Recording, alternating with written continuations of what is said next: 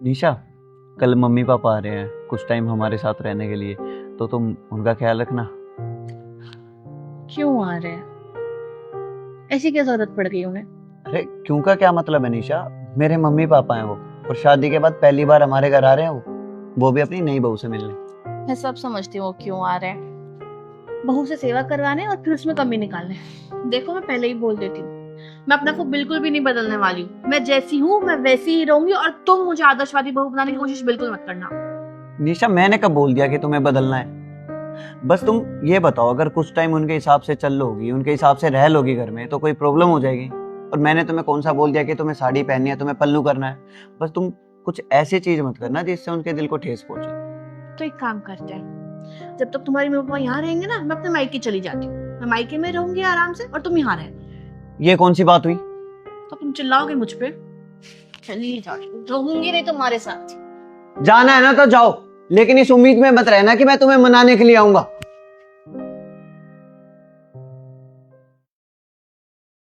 मैं उस घर में वापस नहीं जाऊंगी। मनीष को मेरी कोई परवाह नहीं है, बस अपने माँ बाप की परवाह करता है। ऐसे भी होता है क्या मम्मी?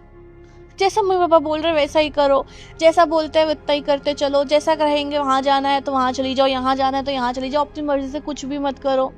जो खाना है वही बना कर दो, खाना भी उनके हिसाब से बनाओ। देख, ये तेरा ही घर है बेटा, तू यहीं रह। अगर मनीष को तेरी फिक्र नहीं है ना, तो तुझे वहां जाने की कोई जरूरत नहीं है। खुद मनाने आएगा तब जाना। देख बेटी, ऐसी छोटी छोटी बातें तो हर घर में होती हैं, लेकिन इन छोटी छोटी सी बातों पर अपना घर छोड़कर नहीं आया जाता। अरे ये छोटी सी बात लग रही है आपको? आपको कुछ पता नहीं है ना, तो चुप रहिए, बोलिए मत।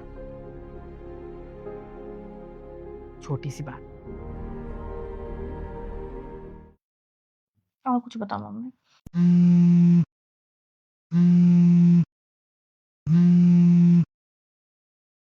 यार निशा, बहुत हो गया अब, प्लीज वापस आ जाओ अपने घर। मैंने बोला था ना मैं नहीं आऊंगी। यार समझा करो। निशा तभी घर वापस आएगी अगर तुम अपने माँ बाप को छोड़ दोगे तो। ये नहीं हो सकता मम्मी जी, मेरे माँ बाप हैं वो। तो ठीक है, फिर कोर्ट में ही मिलना, फोन मत करना अब।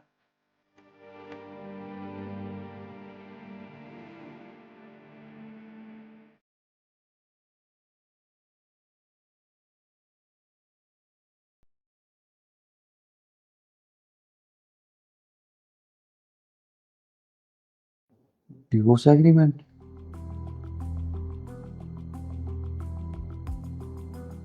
ठीक है, अगर बात यहाँ तक पहुँच गई है तो देखते हैं।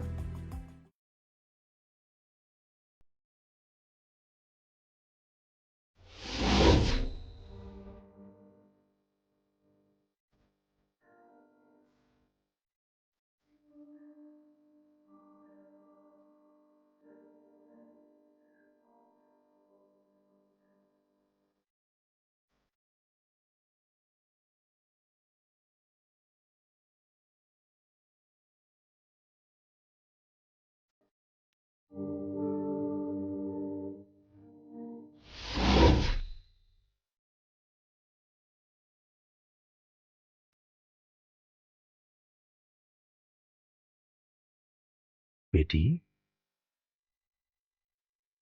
क्या सोच रही हो? कुछ नहीं पापा। बेटी, कल तुम्हारे केस का फैसला आने वाला है। तुम्हें नहीं लगता बेटी कि तुमने एक मामूली सी बात को बहुत आगे बढ़ा दिया है? शायद इतना आगे कि अब एक कदम और फिर वापसी वापसी नामुमकिन सी हो जाएगी बेटा, नामुमकिन सी हो जाएगी।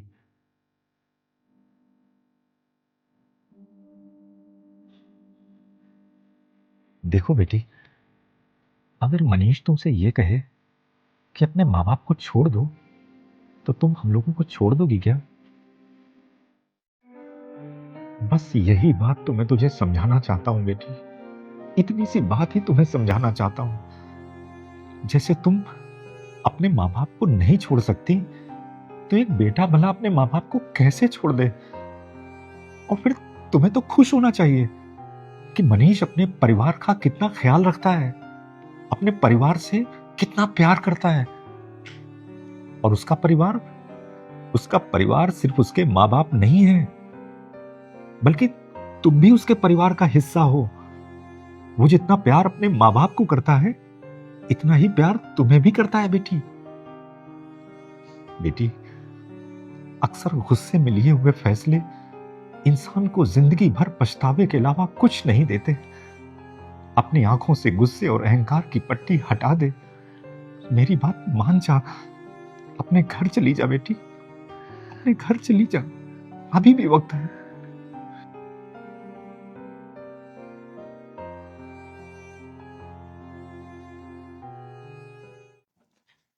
हेलो। हेलो निशा, क्या हुआ? इतनी सुबह सुबह कॉल किया, सब ठीक तो है ना? निशा, तुम रो क्यों रही हो?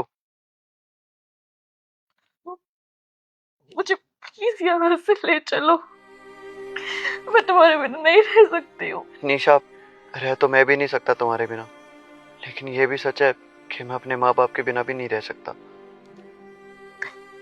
सॉरी मनीष, मैं बहुत गलत थी। मैंने तुम्हें तुम्हारे मम्मी पापा से अलग करने के बारे में सोचा। प्लीज मुझे माफ कर दो।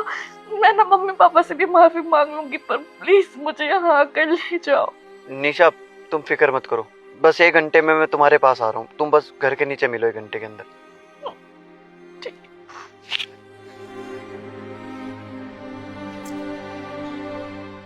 मेरी दुलारी, चली जा, चली जा अपने घर, अपने संसार में। वही तेरा असली घर है। इससे पहले कि तेरी मां उठे, चली जा मेरी बेटी, चली जा। और हमेशा खुश रहना, हमेशा खुश रहना।